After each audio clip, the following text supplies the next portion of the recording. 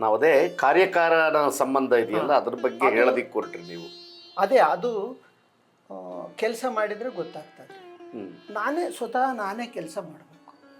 ನಾನು ತಪ್ಪು ನೋಡಿದೆ, ವಾಪಸ್ ಬಂದು ಮತ್ತೆ ಅರಿವಿನಿಂದ ನೋಡೋದು. ಈಗ ನಾನು ಕಲ್ಲು ನೋಡ್ತೀನಿ ನೋಡ್ರಿ, ಕಲ್ಲು ನೋಡಿ ಆ ಕಲ್ಲನ್ನು ಏನಂತೀನಿ, ಕಲ್ಲ ಅಂತೀನಿ.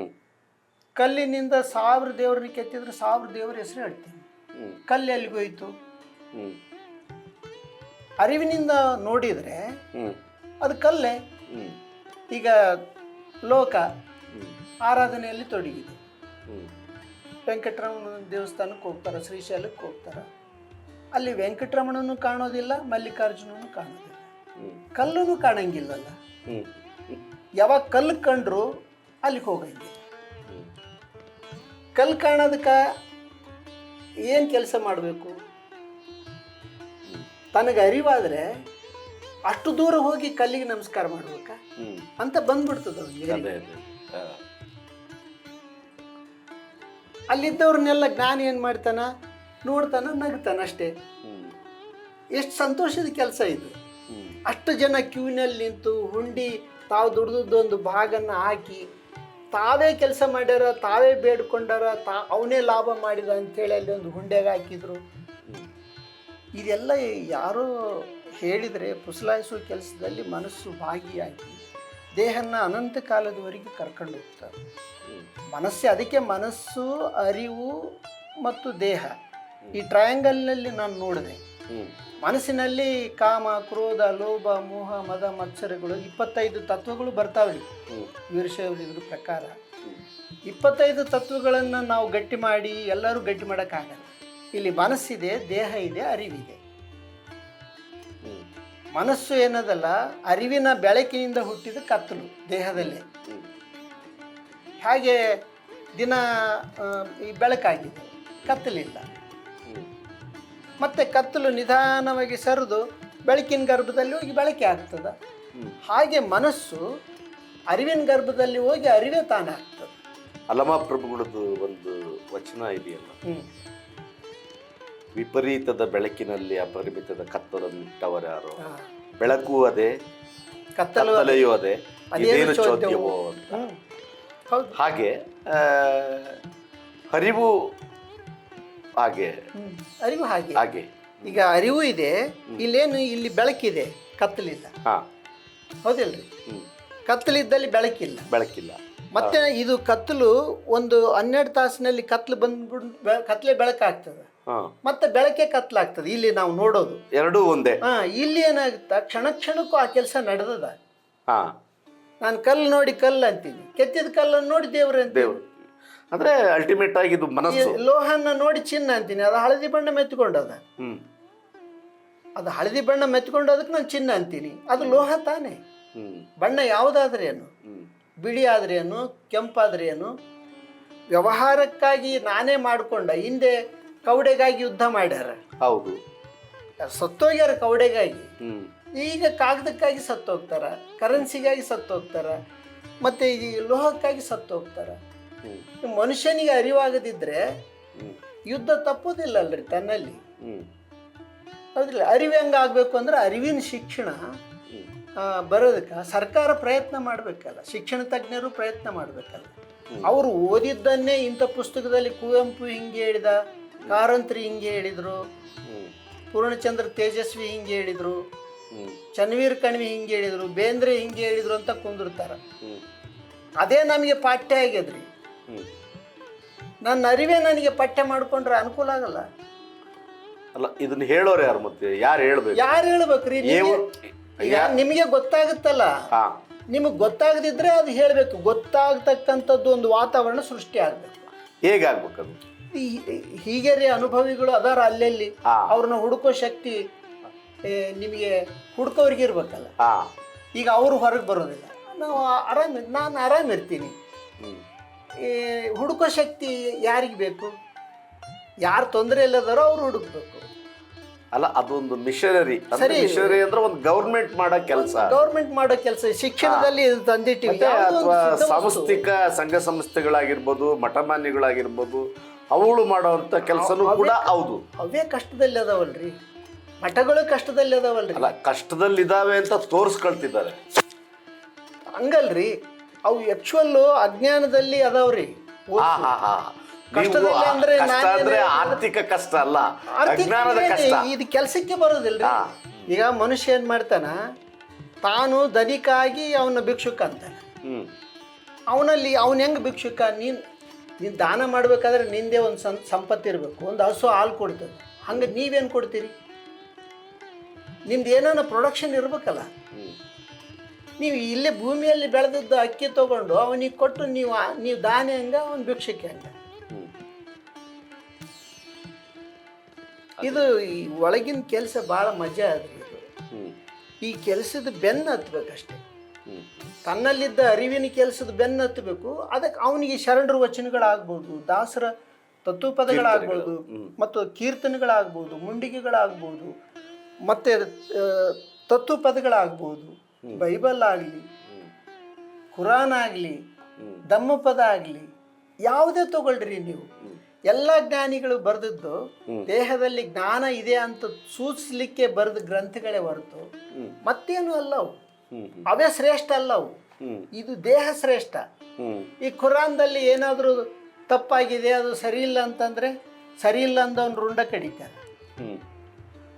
ಈಗ ಪರಮಾತ್ಮ ಅಲ್ಲ ಅದಾನ ಅದ್ರೊಳಗೆ, ದೇಹದೊಳಗೆ ಅಲ್ಲ ಅದಾನ ಅನ್ನೋದು ಪೈಗಂಬರ್ ಸಾಹೇಬ್ರಿಗೆ ಗೊತ್ತಿತ್ತು. ಉಳಿದವ್ರಿಗೆ ಗೊತ್ತಾಗ್ಬೇಕಲ್ರಿ. ಈ ಕುರಾನ್ ಶ್ರೇಷ್ಠ ಆಗಿಬಿಟ್ಟದ. ತಾನು ಶ್ರೇಷ್ಠ ಅಲ್ಲ, ತಾನು ಹೆಂಗೆ ಶ್ರೇಷ್ಠ ಅನ್ನೋದು ಕಂಡು ಹಿಡ್ಕೋಬೇಕಲ್ಲ. ಅವರೆಲ್ಲ ಏನು ಹೇಳಿದ್ರು, ನನಗೆ ಅಲ್ಲನ ಪರಿಚಯ ಇದೆ ಅಂದ್ರೆ ಅರಿವಿನ ಪರಿಚಯ ಇದೆ, ನಾನು ಅವನ್ನ ತೋರಿಸಬಲ್ಲೆ ಅಂತ ಹೇಳ್ತಾರವ್ರು. ನನಗೆ ದೇವ್ರಂದ್ರೆ ಯಾರು ಅಂತ ಗೊತ್ತಿದೆ, ನನ್ನಿಂದ ಬಂದರೆ ನಾನು ಅವ್ರನ್ನ ತೋರಿಸ್ತೀನಿ ಅಂತೇಳಿ ಕ್ರಿಸ್ತನು ಹೇಳ್ತಾನೆ. ಕೃಷ್ಣ ಹೇಳ್ತಾನೆ ಎಲ್ಲ ನಾನೇ, ಈ ಸೃಷ್ಟಿಕರ್ತ ನಾನೇ ಅಂತ ಹೇಳ್ತಾನೆ. ಅದು ಇನ್ನೂ ಉನ್ನತ ಮಟ್ಟಕ್ಕೆ ಹೋಗಿ ಹೇಳಿದ್ದು. ಈ ಭಗವದ್ಗೀತೆಯಲ್ಲಿ ವಿರಾಟ್ ಸ್ವರೂಪನ ತೋರಿಸ್ತಾರೆ, ಭಾಳ ದೊಡ್ಡದು. ಈಗ ನಾನು ವಿರಾಟ್ ಸ್ವರೂಪಿ ಅಂದರೆ ನೀವು ವಿಶ್ವಾಸ ಮಾಡ್ತೀರಿ? ಮಾಡೋದಿಲ್ಲಲ್ಲ, ಹೌದಿಲ್ರಿ? ನೀವು ವಿರಾಟ್ ಸ್ವರೂಪಿ ಅಂತ ನನಗೆ ಗೊತ್ತಾಗ್ತದೆ, ನನಗೆ ಗೊತ್ತಾಗ್ತದೆ. ನೀವು ವಿರಾಟ್ ಸ್ವರೂಪಿಗಳೇ, ನಿಮಗೆ ಗೊತ್ತಿಲ್ಲ ಅಂತ ನನಗೆ ಗೊತ್ತಾಗ್ತದೆ. ಆದರೆ ಅಲ್ಲಿ ಕೃಷ್ಣ ಏನು ಮಾಡಿದ, ನಾನು ವಿರಾಟ್ ಸ್ವರೂಪಿ ನಾನೇ ಅಲ್ಲ ಅಂತ ಯಾರಿಗೆ ಹೇಳಿದ? ಅರ್ಜುನನಿಗೆ. ತೋರಿಸ್ಲಿಕ್ಕೆ ಬರೋದಿಲ್ಲ, ಆದವನಿಗೆ ನೋಡಲಿಕ್ಕೆ ಬರ್ತದೆ. ಅದಕ್ಕೆ ಬಸವಣ್ಣವರು ಎನಗಿಂತ ಕಿರಿಯರಿಲ್ಲ ಅಂತ ಹೇಳಿ. ಅಂದರೆ ಎಲ್ಲಿ ನೋಡಿದ್ರು ವಿರಾಟ್ ಸ್ವರೂಪಿನ ನೋಡಿದ್ರು. ಎಲ್ಲಿ ನೋಡಿದ್ರೆ ಕೃಷ್ಣ ಹೇಗೆ ದೊಡ್ಡವನು ಕಾಣ್ತಾನೆ, ಹಂಗೆ ಬಸವಣ್ಣನ ಕಣ್ಣಿಗೆ ಎಲ್ಲರೂ ದೊಡ್ಡವರೇ ಕಂಡು. ಯಾಕಂದರೆ ಇಲ್ಲಿ ಅರಿವಿದೆಯಲ್ಲ. ಆ ಗುರುದೇವನ ನೋಡಿದ್ರು, ಅವನು ಮಹೇಶ್ವರ, ಅವನು ಬ್ರಹ್ಮ ಹೌದು, ವಿಷ್ಣು ಹೌದು, ಎಲ್ಲ ಅವನೇ. ಅವನನ್ನು ನೋಡಿದರು, ಈ ದೇಹನ ನೋಡಲಿಲ್ಲ, ಮನಸ್ಸನ್ನು ನೋಡಲಿಲ್ಲ, ಅವನನ್ನು ನೋಡಿದರು. ಅದಕ್ಕೆ ಅವರು ಎಡದ ಕೈಯಲ್ಲಿ ಕತ್ತಿ, ಬಲದ ಕೈಯಲ್ಲಿ ಮಾಂಸ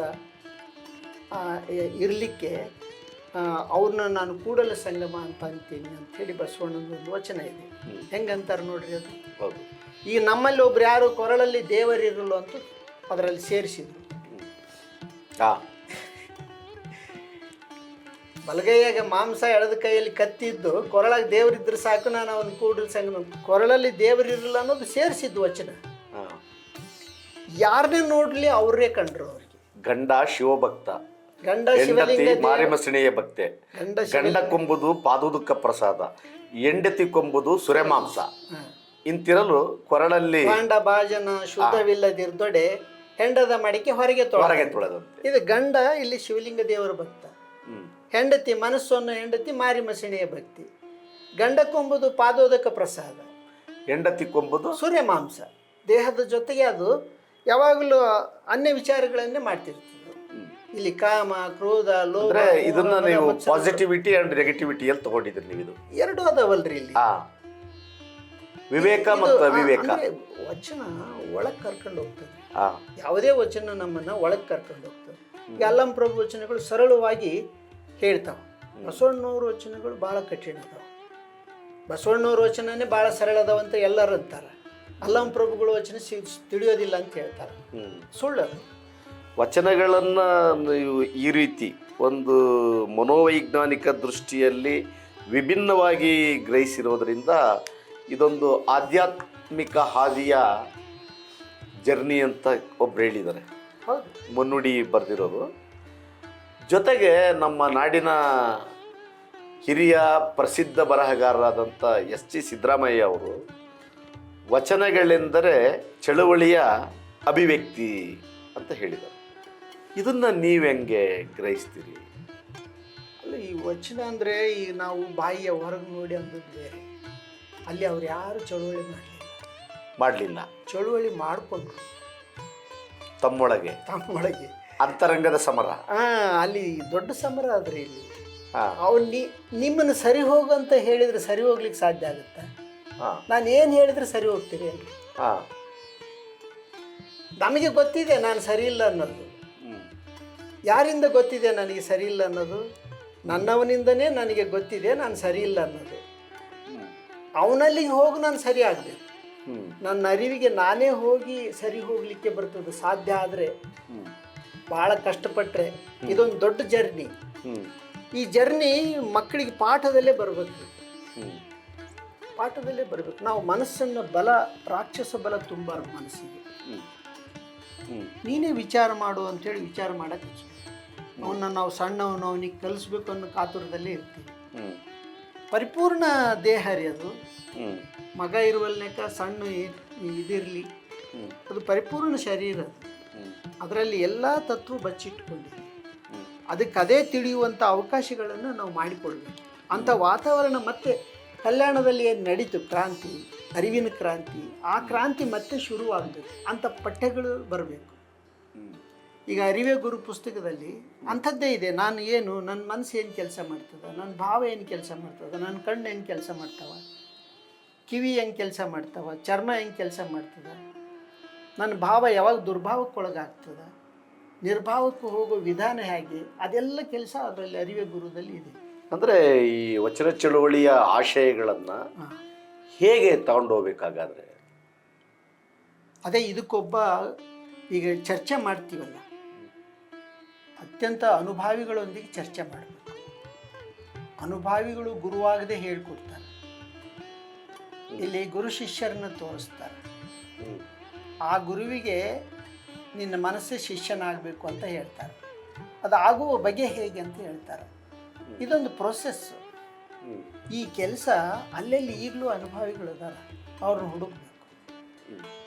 ಹುಡುಕಿ ಸರ್ಕಾರ ಗುರುತಿಸಿ ಪಠ್ಯಗಳನ್ನು ರಚನೆ ಮಾಡಬೇಕು. ಸರಳವಾದ ಪಠ್ಯಗಳನ್ನು ರಚನೆ ಮಾಡಬೇಕು. ಸಾಧ್ಯ ಆಗ್ತದೆ. ಸರಿ, ಎಲ್ಲರೂ ಜ್ಞಾನಿಗಳೇ. ಜ್ಞಾನ ಇದೆ, ಬಳಸ್ಕೊಳ್ಳಿಕ್ಕೆ ಬರ್ತಾ ಇಲ್ಲ. ಒಂದು ಬೀಜ, ಮಾವಿನ ಬೀಜ ಹಾಕಿದರೆ ತನಗೆ ತಾನೇ ಹೊರಗೆ ಬರ್ತದಲ್ರಿ. ಅಲ್ಲಿ ಹೂವು ಆಗ್ತದೆ, ಕಾಯಿ ಮೊಗ್ಗಾಗ್ತದೆ, ಹೂವು ಆಗ್ತದೆ, ಕಾಯಿ ಆಗ್ತದೆ, ಹಣ್ಣಾಗಿ ತನ್ನ ಸರ್ವಸ್ವವನ್ನು ಬೀಜದಲ್ಲಿಟ್ಟು ಖಾತ್ರಿ ಆದಮೇಲೆ ಅದನ್ನ ತೊಟ್ಟು ಕೆಳಗೆ ಬಿಸಾಕ್ತದೆ.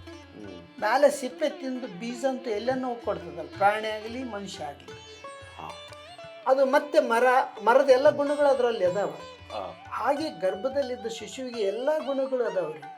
ನಿರ್ಗುಣ ಅದ, ಗುಣಗಳು ಸೇರಿಕೊಂಡು ಹೆಂಗೆ ಸೇರಿಕೊಂಡು ಒಬ್ಬ ಮನುಷ್ಯ ಸಂತಾನಕ್ಕಾಗಿ ಏನು ಇಬ್ಬರು ಕೂಡ್ತಾರೋ, ಕೂಡುವುದಲ್ಲಿ ಹಾದರನೇ ನಡೀತಾರೆ.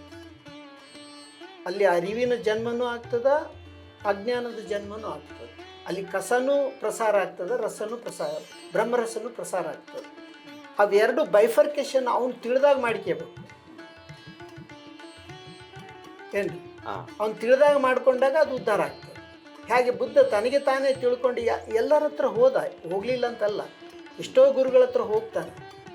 ತನಗೆ ಅನುಕೂಲವಾದದ್ದು ಸಿಗೋದಿಲ್ಲ, ಅದಕ್ಕೆ ತನಗೆ ತಾನೇ ಕಂಡುಕೊಳ್ತಾನೆ. ಇಲ್ಲಿ ಯಾರೇ ಎಷ್ಟೇ ಚಂದ ಹೇಳಿದರೂ ಕೂಡ ತನಗೆ ತಾನೇ ಕಂಡುಕೊಂಡಾಗ ಇದು ಅನುಕೂಲ ಆಗುತ್ತೆ ಹೊರತು, ಯಾರನ್ನು ಹೇಳಿದ್ದು ಸಂಗ್ರಹ ಆದರೆ ಸಂಗ್ರಹದ ಮಾತುಗಳೇ ಹೊರಗೆ ಬರ್ತಾವೆ.